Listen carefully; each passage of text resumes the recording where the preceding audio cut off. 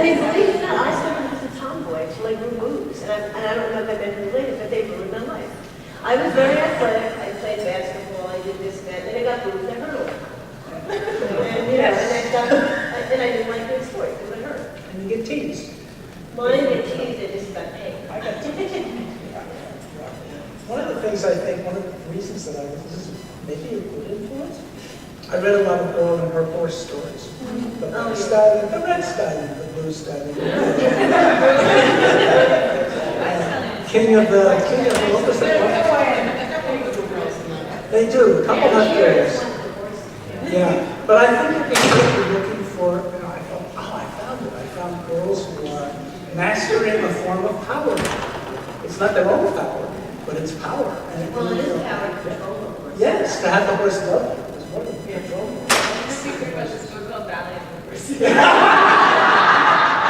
I have, yes, just now. Yes, and then, of course, look where I ended up. There's another book where there's sex again. When there's the Amazon type ladies mate with their horses, so I got it. What's the name of this? It's called Mother Lines. And it was my answer to people who said, "You never write about women." So I said, "Oh, right, fuck you." That's fair. The whole book, there were no men in the story, none, which threw me into a panic, because once I sat down to write this thing and realized that every time male characters walked into it, it fell over dead, basically. I would have to find enough varieties of women so you could tell them apart. And I looked at magazines and I thought, my God, they're all the same. And then I sat on the bus and I started writing descriptions of the women I saw on the bus. The bus is really important. And I was able, I think, to do that. And then, of course, my reward was when I was lecturing or talking in a panel somewhere, somebody stood up and said, "Why are the women in that book so ugly?" And it really knocks you back when you realize that because I had already done that part when I looked at the magazines and saw that all the women were the same and not realistic at all. So for the readers then to come to the same point and say, why are they all so ugly? Because I was trying to write character, faces with character. Women's faces aren't supposed to have character. It's supposed to be a mask for an empty head. Yeah, and literary women's faces are always supposed to be beautiful, which is inherently supposed to be very particular kind of beautiful, which is... So you can be in a book. Well, it's just like the color wise, and then there's like chestnut or golden hair, And and the mouth is always relative to what it's going to do to the male protagonist. And that's it. And then there's boobs and stuff, but yeah, and your whole soul is your physical description. Your adventure is your body as a woman. In so much of literature, that your adventure is like, can you keep your body resisting gravity? How long can you resisting gravity? And that's the adventure story. Also, all the women were white, too, in the magazines at that time. And that was kind of weird, because I lived on the Upper West Side, and there were lots of not white people around, white people in my neighborhood, and in my building, and everywhere. And, just daily contact, but in these magazines, everybody was white and very polished. All over with that. And the guys not so much, although now they're really stuffing and scuffing. There was a manga that it started out as a novel and then became a movie and then became a manga, or possibly not in that order. It's called Battle Royale. It's the Hunger Games for the high school, basically. And everyone that I knew was like middle school and early high school was reading it. And my best friends were like, "Oh, we all have to read it." And we like pass read one and like pass it on and then read the next one. And it is like it's horrifying for many reasons, but I think one of the reasons that now when I look back I'm like, ugh, is that it combines both that like weird plasticky like woman defying gravity. Like every woman in it is insanely like large breasted and like popping out of their torn up uniforms in a sort of very like exploitative manga way. But they're also all that sort of like empty badass. Like they're either the empty psychotic badass or they're like the wave. And then they're all brutally murdered. And so it's like it doesn't matter at the end if you defy gravity, but if you were like a psychotic badass, or if you have sex, or if you're a virgin, like psychotic badass. no, because the only woman that survives is like the horror movie trope, like virginals are like wilting and violent, but even she is had to like murder people and is like psychologically damaged from going through this horrible thing. But like everyone I knew in middle school read this and was like, yeah, this is awesome. And like even I read it and was like, yeah, this is awesome. Yeah, I guess it's awesome. Everyone else said it was. It was like the trifecta. Girls fighting. It was the It was Fight, like, yeah. it was Blood girls and boys fighting, and mostly just boys killing girls. Like, it was, in retrospect, really, really a traumatic thing to have read. You know, it's kind of funny. I'm thinking about this thing about the women who get punished in these stories. And in a way, they're very perspicacious because in those days, if you stepped on the line, you did get punished. They just got the punishment wrong. It wasn't, you know, it wasn't being killed or murdered usually, if you were lucky, but it was being stuck with 3 kids and no alibi. And they just interpreted it all wrong. And I think most of the lawyers were there. They were doing like and stuff. So they should have known better what the punishment was. Well, the other punishment being the Baron punishment. Yeah. Baron. Then you have no joy, no satisfaction, your adventure is over. You are an empty vessel. You know? Forever. Forever. Floating in the darkness. Did anyone read mystery fiction? Yes. Yes. What did you think about it? I read a lot of it. The Gothic stuff that goes with the light in the window on the cover, the dark house. They were all modeled on you know, Jane Eyre, and all the kind of bastardized Jane Eyre too. And I always thought, I really like the writing. It's atmospheric. I really enjoy it. I love what's going on around the characters. But why is this woman so stupid? Well, I find that a lot harder to guess. But men and women yes. No, I was thinking that, you know, the one thing that I read when I was a kid, and I'm thinking, well, the woman did not seem to fit any particular pattern in terms of story arc or characters, probably Dorothy Sayers' Harriet Hay, that she is described in a very particular way. She has her own thing going. For a long time, she does not want to get married. And the book sort of supports that. I mean, there are other books I'm sure that I read, but she was a very particular person in a way that sometimes in a genre book, only the men were allowed to be people in that way. She lives unmarried with her lover, and she's not really, I mean, They do get married eventually. Sure. Oh, yeah. Oh, yes. Yeah, and she's not punished for it, like, in a traditional sense. Yeah. Yeah, I don't know. We have enough time for a question or two, if someone, Yes, I was wondering exactly, talking about various media, bad influences, I'm kind of interested to hear that nobody brought up John Hughes as like the most horrible bad influence ever. He was racist, classist, sexist, and oh my God, I want to talk about punishment. Then it's just, especially in terms of like women, their ultimate prize was the cool dude who was actually an abusive dick. So, like, I was kind of wondering, or as far as comics go, like, let's talk about how this Fantastic is actually a misogynist, horrible husband.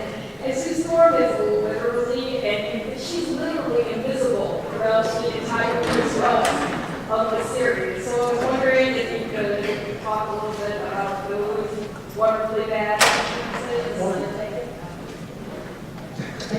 Yeah, okay. EC Comics, what does that mean? It's Marvel.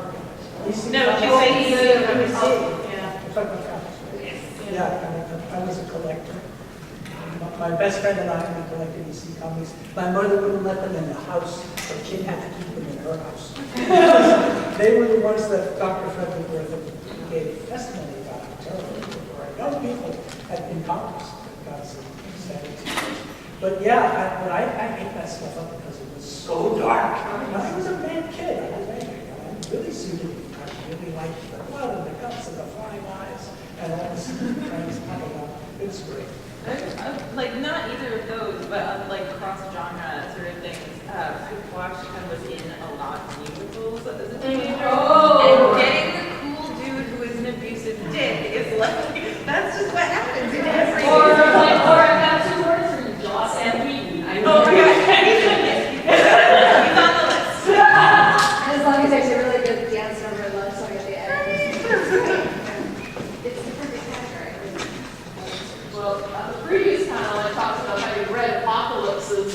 time that I didn't know that they were real.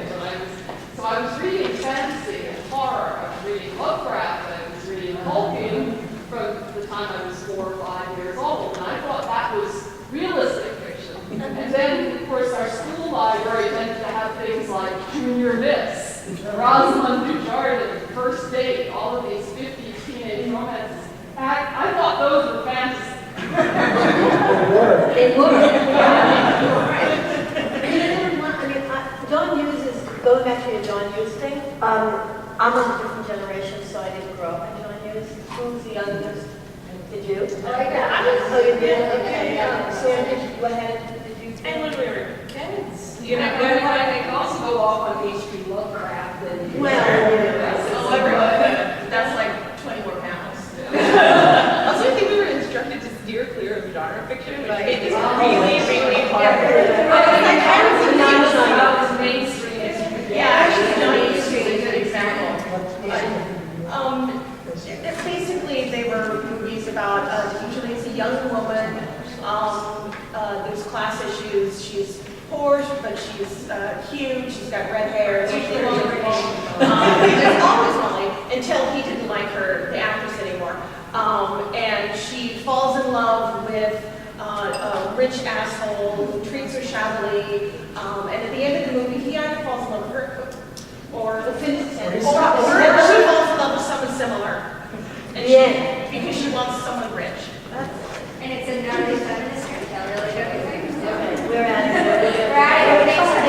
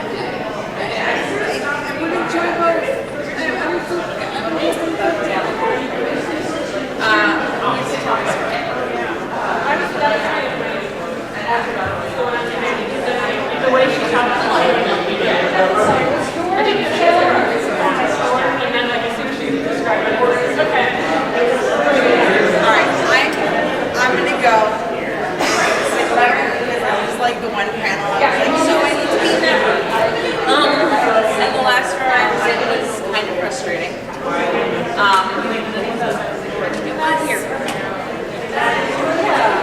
His job, and I'm like, Your family's the one I wanted to serve. That's the thing. my girl, why over everybody, and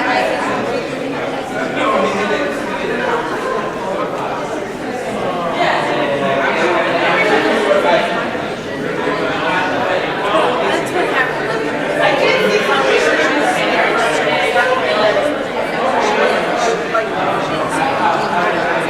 She's like, I'm actually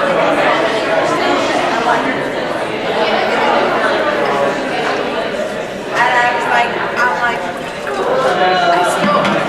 I raised my hand and got my husband to answer me.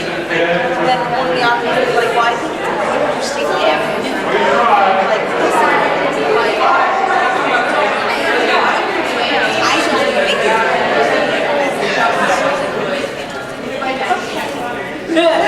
so I left and was like, bookstore. Bookstore's where I need to be.